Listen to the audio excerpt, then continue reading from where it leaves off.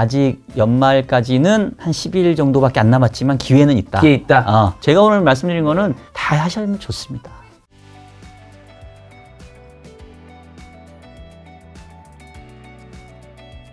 자, 벌써 이제 연말 다 됐잖아요. 네. 그래서 또 부장님께서 연말에 맞는 콘텐츠를 준비해 오셨다고요. 네네. 연말 정산과 노후 준비 한꺼번에 해결하는 방법. 이제 연말이니까 연말 정산도 우리가 네. 신경을 써야 되고, 그렇죠. 근데 또 동시에 또 이 노후 준비까지 할 수 있는 게 바로 네. 또 이게 연금 투자거든요. 그렇죠. 그래서 오늘 좀 연금 투자에 대해서 여러분들께 좀 많은 정보를 좀 드리도록 하겠습니다. 자, 이제 올해가 사실 뭐 한 달도 아니라 한 10일 채 안 남았잖아요. 10일 조금 더 남았죠. 네. 이번 주에 이제 크리스마스가 있는데 지금 연말 정산 준비하기엔 좀 너무 늦은 게 아닌가 뭐 그런 생각하신 분이 있을 것 같아요. 네, 조금 늦은 감이 있죠. 네. 예, 늦은 감이 있는데 이게 항상 그런 것 같아요. 1년 12달 동안 내내 신경 안 쓰고 있다가 이제 12월 되면은 아차, 연말정산. 맞아요. 예. 그렇지만 아직은 기회가 있습니다. 기회가 없으면 제가 안 나왔겠죠. 네. 그래서 일단은 연말정산의 좀 구조를 이제 여러분들이 아셔야 되는데, 우리나라에서는 그 이른바 원천징수 형태잖아요. 그러니까 직장인의 경우에 월급을 받는데 월급에서 이미 세금을 알아서 떼가잖아요. 네. 그래서 연말정산의 개념은 그 원천징수됐던 세금에서 만약에 덜 냈다고 한다면 좀 더 내야 되고, 더 냈다면 돌려받는 쪽이죠. 근데 이제 우리는 그 직장인들이 대부분이니까 돌려받아야 되지 않겠습니까? 네. 그래서 돌려받으려면 크게 이제 두 가지 노력을 해야 돼요. 하나는 소득 공제를 통해서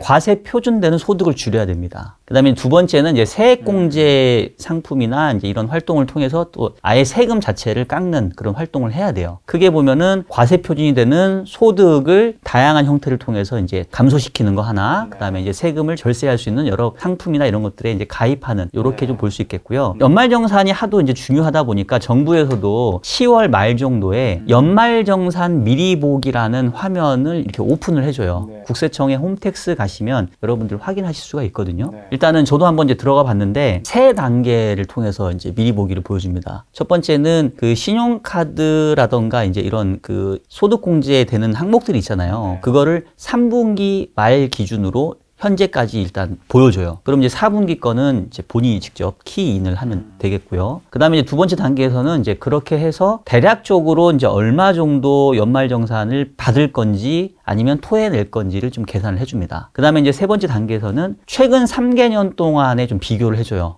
이게 당신 최근 3개년과 비교해 보니까 어느 항목에서는 좀 더 돌려받는 것 같고 어느 항목은 또 토해내는 것 같아요. 그러니까 요거 한번 조금 부족한 부분 좀 채워보세요. 이렇게 좀 약간 컨설팅도 좀 받을 수 있는 그런 개념이라서 제가 봤을 때는 이제 연말에 내가 뭘 해야 될지 모르겠다라는 분은 제일 먼저 해야 될 게 연말정산 미리 보기부터 하시면 조금 그림이 잡힐 수 있다, 이렇게 말씀드릴 수 있을 것 같아요. 자, 연말정산 미리 보기 통해서 대략적인 한 금액을 알 수 있다라는 건데, 근데 올해 연말정산에 달라지는 것들이 좀 있다고요? 어떤 것들인가요? 뭐 사실 제가 이제 뭐 연말정산을 전문으로 하는 사람은 아니라서 디테일하게까지는 조금 말씀드리고, 크게 굵직굵직한 것만 얘기 드리면 앞서 얘기했던 것처럼 연말정산 잘 받으려면 소득공제랑 세액공제를 잘 받아야 된다고 그랬잖아요. 그래서 소득공제 항목 중에 최근에 좀 변화가 있는 게 보니까 영화 관람비도 이제 소득공제 항목에 좀 들어갔더라고요. 또 최근에 막 영화, 또 한국 영화 재밌는 거 많이 나오잖아요. 꼭 연말에 한 번씩 보셔서 이것도 소득공제 받으시면 좋을 것 같고, 그 다음에 대중교통 그 공제율이 과거에는 한 40%였는데 한 80%까지 좀 늘어났더라고요.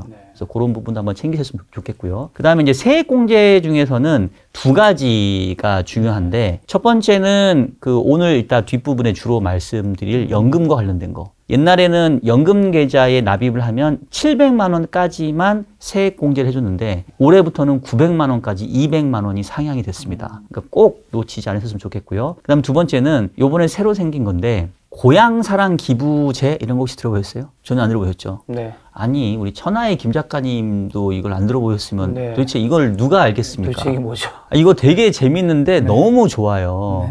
이 고향사랑 기부제라는 게 뭐냐면 그 내가 사는 거주 지역 이외의 지자체에 내가 기부를 합니다. 10만 원까지는 전액으로 세금 돌려줘요. 그리고 10만 원 이상 500만 원까지는 16.5% 정도 세액 공제를 또 해줍니다. 그러면 이제 사실 약간 정치 기부금하고 똑같거든요. 내가 10만 원 기부하면은 10만 원 돌려주니까 똔똔인데 얘는 보너스가 있어요. 뭐냐면 내가 지자체에다 기부를 하잖아요. 그럼 그 지자체가 감사하다는 마음을 담아서 답례품을 줍니다. 근데 그 답례품의 한도가 기부한 금액의 30%.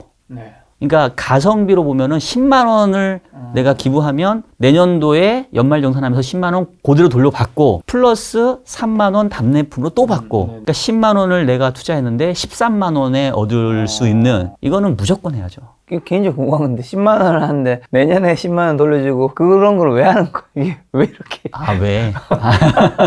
너무 아니, 퍼진다. 기부하면 그냥 기부를 끝내야지. 다시 돌려주는 건 뭐죠? 단체 돌려주는 곳은 이제 다른 곳이긴 한데. 네네.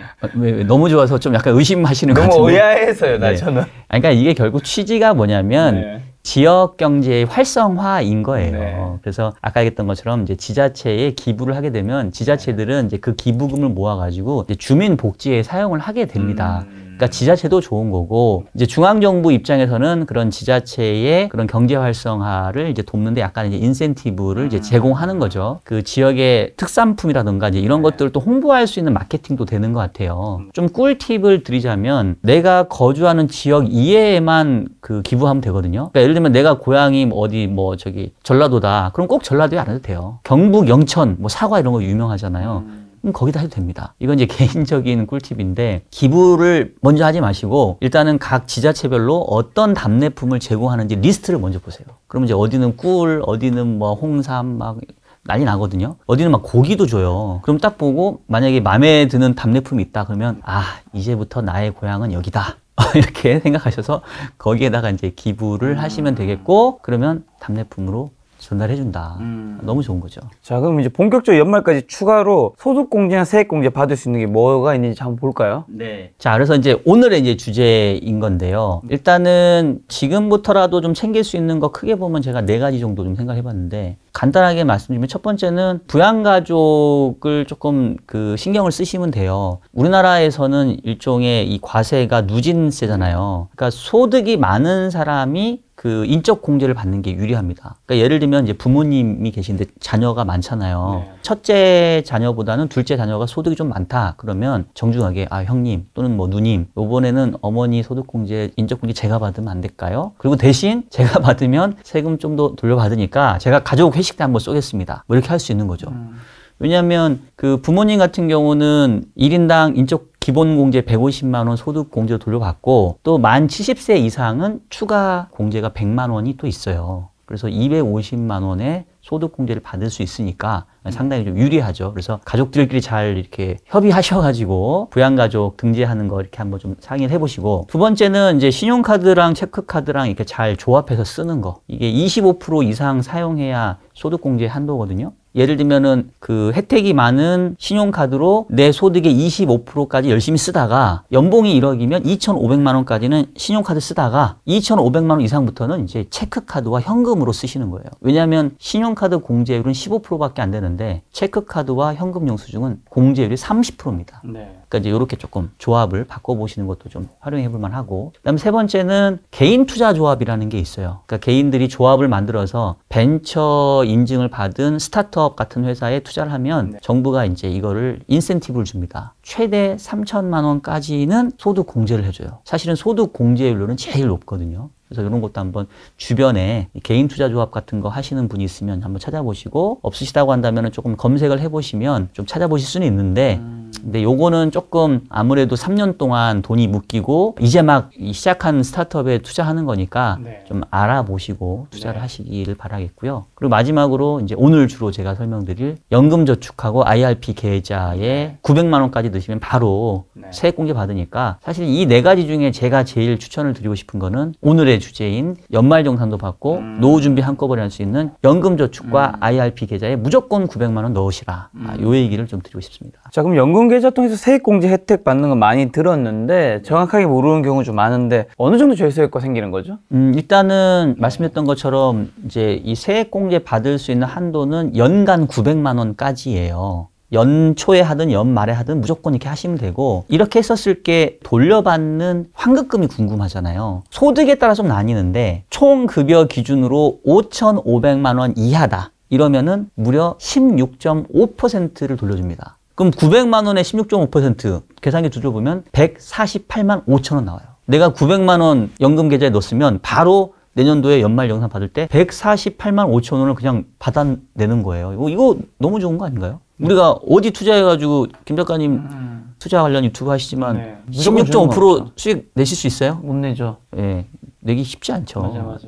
낼 수는 있지만 쉽지 않죠. 예. 근데 이거는 묻지도 따지지도 않고 무조건 16.5%를 돌려준다. 그리고 소득이 5,500만 원 이상이면 이분은 이제 13.2% 조금 떨어집니다. 그래서 118만 4천 원. 작년까지는 700만 원이었던 게 이제 900만 원으로 한도가 지금 상향된 거예요. 꼭 이 기회를 놓치면 안 되고요. 근데 대신 이제 연금저축하고 IRP라고 제가 나누어서 말씀을 드렸는데 그 각각 납입할 수 있는 한도가 있습니다. 연금저축으로만 채우려고 한다면 최대 600만 원까지만 되고요. IRP로만 하려고 하면 최대 900만 원까지 돼요. 그래서 이거를 이제 섞어서 하려면 연금저축으로 한 600만 원 하고 IRP로 한 300만 원 하고 뭐 이렇게 하시는 게 제가 봤을 때는 가장 좀 효율적인 조합이 아닌가 이런 생각이 좀 듭니다. 자, 그럼 세액공제 받는 걸로 끝인가요? 다른 혜택은요? 있습니다. 그러니까 이게 사실은 너무 좋은 게 연금저축, IRP 이런 연금 계좌에 투자를 하시면 이제 3단계로 세금 혜택을 줘요. 첫 번째는 제가 아까 좀 전에 설명드린 것처럼 내가 900만 원까지 투자한 즉시 바로 내년도 연말정산 때 세액공제로 돌려준다. 이게 첫 번째 혜택이고 그 다음에 이제 두 번째는 이 연금 계좌에서 그 다양한 상품에 투자할 수 있거든요. 그 흔히 말하는 순수 개별 주식까지는 못해도 예를 들면 주식 투자와 비슷한 효과를 내는 ETF 투자 같은 경우도 이 연금 계좌를 통해서 할 수 있습니다. 그리고 이제 뭐 채권이나 뭐 리츠 이런 것도 투자할 수 있는데 우리나라에서는 이 이자랑 배당에는 세금이 붙잖아요. 15.4% 정도 세금이 붙거든요. 근데 이 연금 계좌에서 투자를 하면 이 세금을 안 내도 됩니다. 정확하게 얘기하면 당장 안 냅니다. 그럼 언제 내냐면 나중에 연금으로 수령할 때 늦춰서 낼 수 있어요. 우리가 옛말에 내가 받을 돈은 빨리 받고 줄 돈은 늦게 줘라 이런 말이 있나요? 있을걸요? 예, 있을 것 같은데 그죠? 들어봤습니다. 네. 어쨌든 그 이른바 이 시간 가치를 감안해 보면 세금을 지금 내는 것보다는 한 10년 뒤, 20년 뒤에 내면 훨씬 부담이 적잖아요. 그리고 세금 낼 돈까지 또 투자할 수 있거든요. 이걸 우리가 이제 복리 투자 효과라고 또 얘기를 합니다. 그래서 그런 혜택도 있고, 그다음에 마지막으로는 나중에 이제 연금으로 수령할 때 그때 밀린 세금 낸다고 그랬잖아요. 근데 세율이 달라져요. 원래는 15.4% 내야 되는데 이걸 연금으로 수령하게 되면 3.3에서 5.5%.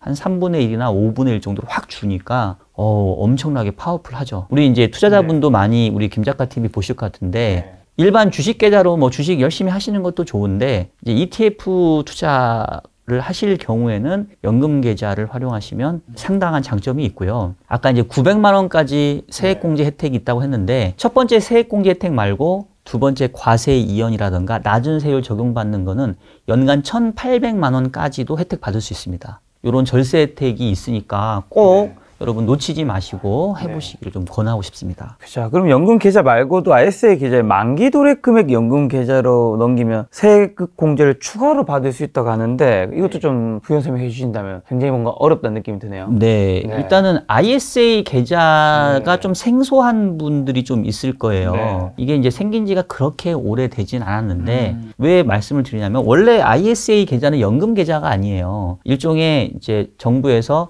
젊은 층들에게 좀 재산 형성에 도움을 주고자 역시 절세 상품을 내놓은 거거든요. 그 ISA 약자가 Individual Savings Account 이래서 뭐 개인 종합 자산 관리 계좌인데 그냥 일반적으로는 뭐 맞는 계좌 뭐 이렇게 막 부릅니다. 왜냐하면 이 계좌 하나로도 뭐 주식, 펀드, ETF, 리츠, 파생 상품 다양한 걸 다 투자를 할 수 있거든요. 그리고 종류가 크게 보면은 증권사에서 하는 중개형, 은행에서 하는 신탁형, 뭐 그다음에 또 뭐 전문가에게 맡기는 일임형이 있는데 대부분 중개형 ISA를 많이 하세요. 증권사에서 ISA 트면 여기서 그냥 여기 바로 이제 개별 주식 투자할 수 있거든요. 근데 이제 요게 장점이 그 세금 혜택이 있는데 첫 번째 세금 혜택은 소득 수준에 따라서 일반형은 200만 원 정도. 그다음에 소득이 5천만 원 이하인 서민형의 경우에는 400만 원까지도 이자 및 배당 소득세가 면제예요. 그 한도 찰 때까지는. 그 이상의 이자 및 배당 소득세는 9.9%로 분리과세 해버립니다.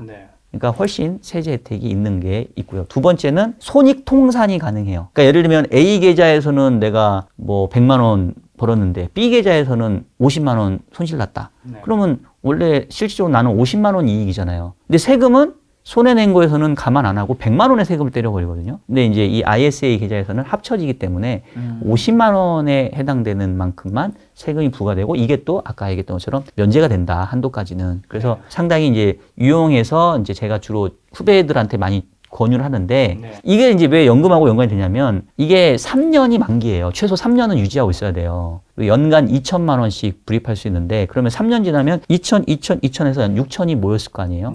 플러스 이제 뭐 이익 난 거 모였겠죠. 그럼 그 돈을 뽑을 수도 있지만 연금 계좌로 보낼 수가 있어요. 그럼 연금 계좌로 왜 보내냐? 이거 뽑았어야지. 아까 제가 연금 계좌 혜택 중에 뭐 세제 혜택도 있고 그다음에 뭐 과세 이연도 있고 나중에 세금 적게 내는 그런 효과가 있다고 말씀드렸잖아요. 그러니까 그 효과를 누리고 싶으면 연금 계좌로 보낼 수 있고 보내면서 최대 3천만 원의 10%인 300만 원까지는 세액공제를 또 깎아줘요. 뭐 올해 당장 아니더라도 한 3년 전에 ISA 계좌를 가입해갖고 내가 지금 납입금이 얼마 있다. 그게 한 3천만 원 이상 된다 하면 그 3천만 원을 지금 바로 연금 계좌로 보내세요. 그러면 원래 900만 원까지 연금 계좌로 세액공제 받는 거 플러스 300만 원을 또 받으니까 1200만 원의 세액공제니까 어마어마하게 여러분 세금 돌려받으실 수 있습니다. 자, 그럼 지금까지 얘기해 주신 거 좀 핵심만 좀 정리 한번 해 주신다면요. 짧게 빨리 정리를 해보면 아직 연말까지는 한 10일 정도밖에 안 남았지만 기회는 있다. 기회 있다. 일단은 잘 모르시는 분들은 연말정산 미리 보기 그 홈택스 홈페이지 가시면 확인할 수 있으니까 그걸로 내 현재 상황을 한번 체크를 해보시고 내가 연말까지 그래도 좀 노력해서 소득공제랑 세액공제 받을 수 있는 상품들 좀 체크해보시라. 인적공제 누가 받을 건지, 그 다음에 신용카드랑 체크카드 사용 조합 어떻게 할 건지, 그 다음에 이제 오늘의 꿀팁 고향사랑 기부제. 고향사랑 기부제. 이건 꼭 챙기시라. 그 다음에 이제 오늘의 메인 주제인 연금 계좌에 900만 원까지 납입하시면 16.5% 최대 돌려받을 수 있다. 그리고 더불어서 ISA 계좌도 한 3년 묵힌 계좌가 있으면 연금 계좌로 이관시키면 추가로 300만 원까지 또 소득공제 혜택 받을 수 있다. 요렇게 말씀드릴 수 있습니다. 말씀해 주신 900만 넣으면 그 다음 해 16.5%, 뭐 13.2% 돌려받는 건 무조건인 건가요? 무조건입니다. 그럼 이건 무조건 해야 되는 거겠네요. 그럼요. 제가 오늘 말씀드린 거는 다 하시면 좋습니다.